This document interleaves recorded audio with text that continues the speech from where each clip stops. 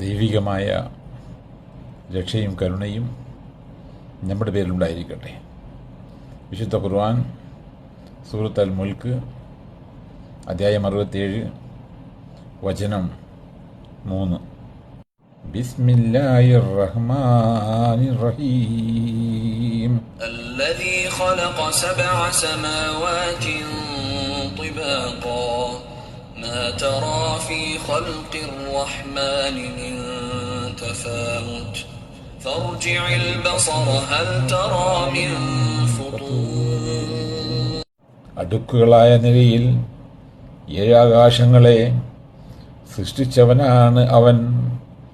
പരമകാരുണികനായുള്ളവൻ്റെ സൃഷ്ടിയിൽ യാതൊരു ഏറ്റപ്പറ്റും നീ കാണുകയില്ല.